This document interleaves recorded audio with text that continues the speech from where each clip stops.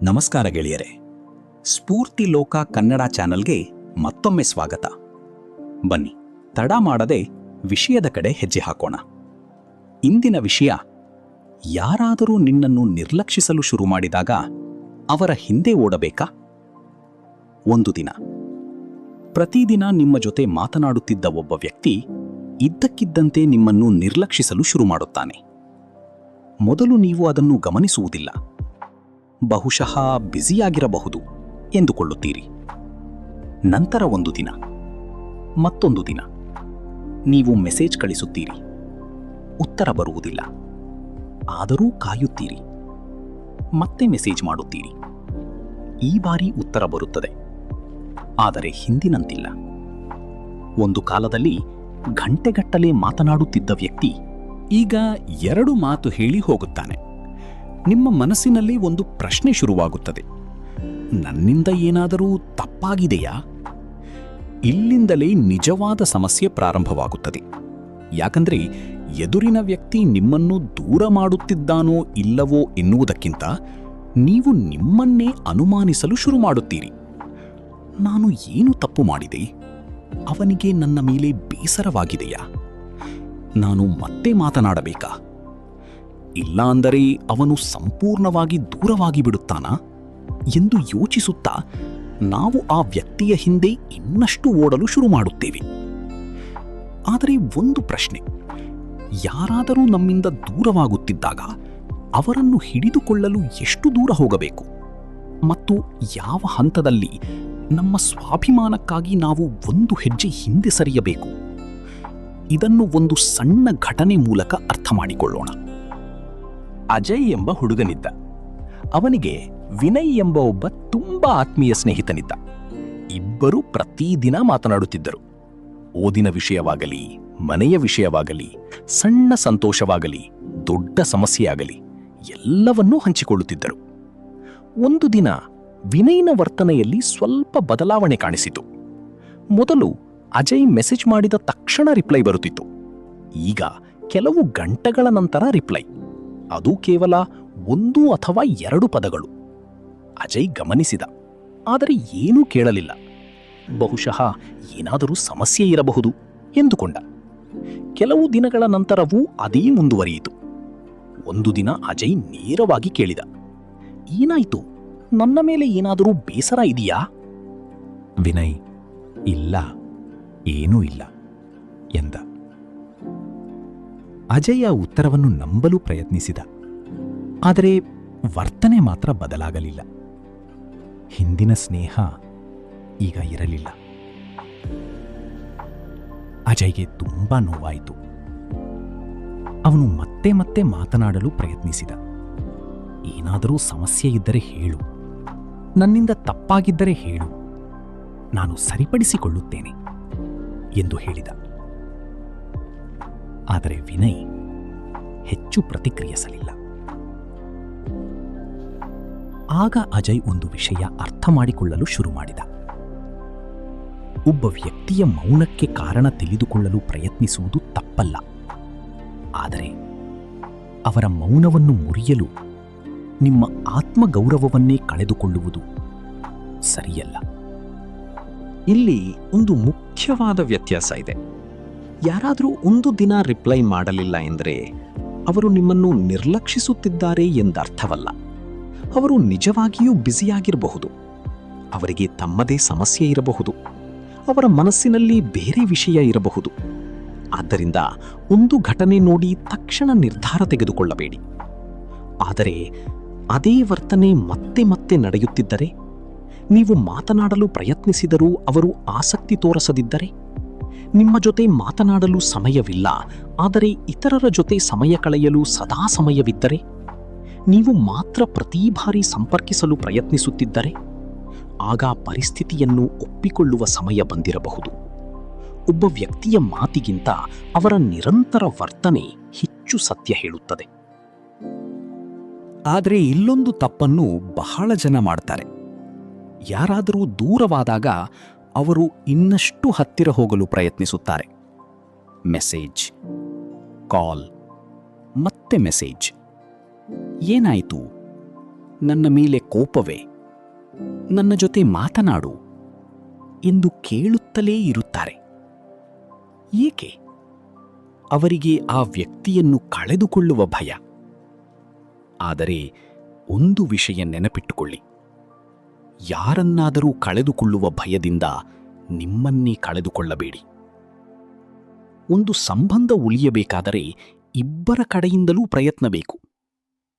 ಒಬ್ಬ ವ್ಯಕ್ತಿ ಮಾತ್ರ ಸಂಬಂಧವನ್ನು ಉಳಿಸಲು ಓಡುತ್ತಿದ್ದರೆ ಅದು ಸಂಬಂಧವಲ್ಲ, ಅದು ಒಬ್ಬರ ಪ್ರಯತ್ನ. ಇದನ್ನು ಸ್ನೇಹದಲ್ಲಿ ಮಾತ್ರ ನೋಡಬೇಡಿ, ಕುಟುಂಬದಲ್ಲೂ ಇದೇ ಆಗಬಹುದು. ಯಾರಾದರೂ ನಿಮ್ಮ ಮಾತನ್ನು ಪದೇ ಪದೇ ನಿರ್ಲಕ್ಷಿಸಿದ್ದಾರೆ. ನೀವು ಮಾತನಾಡಲು ಪ್ರಯತ್ನಿಸುತ್ತೀರಿ, ಅವರು ಕೇಳುವುದಿಲ್ಲ. ನೀವು ಮತ್ತೆ ವಿವರಿಸುತ್ತೀರಿ, ಅವರು ಮತ್ತೆ ಕಡೆಗಣಿಸುತ್ತಾರೆ. ಇಲ್ಲಿ ನೀವೊಂದು ಕೆಲಸ ಮಾಡಬಹುದು. ಒಮ್ಮೆ ಶಾಂತವಾಗಿ ಕೇಳಿ. ನನ್ನಿಂದ ಏನಾದರೂ ತಪ್ಪಾಗಿದ್ದರೆ ಹೇಳಿ, ನಾನು ಕೇಳಲು ಸಿದ್ಧನಿದ್ದೇನೆ. ಇದು ಮೆಚ್ಯೂರಿಟಿ. ಆದರೆ ಅದರ ನಂತರವೂ ಅವರು ಮಾತನಾಡಲು ಸಿದ್ಧರಿಲ್ಲದಿದ್ದರೆ ಪ್ರತಿದಿನ ಅವರ ಹಿಂದೆ ಓಡಬೇಕಾಗಿಲ್ಲ. ಕೆಲವೊಮ್ಮೆ ಉತ್ತರ ಸಿಗದಿರುವುದೂ ಒಂದು ಉತ್ತರವೇ ಆಗಿರಬಹುದು. ಇನ್ನೊಂದು ಪರಿಸ್ಥಿತಿ, ನಿಮ್ಮ ಜೀವನದಲ್ಲಿ ಒಬ್ಬ ವ್ಯಕ್ತಿ ಇದ್ದಾನೆ. ಅವನು ನಿಮಗೆ ಬೇಕಾದಾಗ ಮಾತ್ರ ಮಾತನಾಡುತ್ತಾನೆ. ಅವನಿಗೆ ಸಮಸ್ಯೆ ಬಂದಾಗ ನೀವು ಬೇಕು, ಅವನಿಗೆ ಸಹಾಯ ಬೇಕಾದಾಗ ನೀವು ಬೇಕು. ಆದರೆ ನಿಮಗೆ ಅವನ ಅಗತ್ಯವಿದ್ದಾಗ ಅವನು ಕಾಣಿಸುವುದಿಲ್ಲ. ಇಂತಹ ಸಂಬಂಧದಲ್ಲಿ ನೀವು ನಿಮ್ಮನ್ನೇ ಒಂದು ಪ್ರಶ್ನೆ ಕೇಳಬೇಕು. ನಾನು ಈ ವ್ಯಕ್ತಿಗೆ ಸ್ನೇಹಿತನ ಅಥವಾ ಅವನಿಗೆ ಬೇಕಾದಾಗ ಬಳಸಿಕೊಳ್ಳುವ ವ್ಯಕ್ತಿಯ? ಈ ಪ್ರಶ್ನೆ ಕಠಿಣ. ಆದರೆ ಕೆಲವೊಮ್ಮೆ ನಮಗೆ ಬೇಕಾಗಿರುವ ಸತ್ಯವು ಕಠಿಣವಾಗಿರುತ್ತದೆ. ಹಾಗಾದರೆ ಯಾರಾದರೂ ನಮ್ಮನ್ನು ನಿರ್ಲಕ್ಷಿಸಲು ಶುರು ಮಾಡಿದಾಗ ಏನ್ ಮಾಡಬೇಕು? ಮೊದಲನೆಯದು, ತಕ್ಷಣ ನಿಮ್ಮನ್ನೇ ದೂಷಿಸಿಕೊಳ್ಳಬೇಡಿ. ನನ್ನಲ್ಲಿ ಏನೋ ಸಮಸ್ಯೆ ಇದೆ ಎಂದು ತಕ್ಷಣ ನಿರ್ಧರಿಸಬೇಡಿ. ಮೊದಲು ನಿಜವಾಗಿ ಏನಾಯಿತು ಎಂದು ಯೋಚಿಸಿ. ನಿಮ್ಮಿಂದ ಏನಾದರೂ ತಪ್ಪಾಗಿದೆಯೇ? ತಪ್ಪಿದ್ದರೆ ಒಪ್ಪಿಕೊಳ್ಳಿ, ಕ್ಷಮೆ ಕೇಳಿ.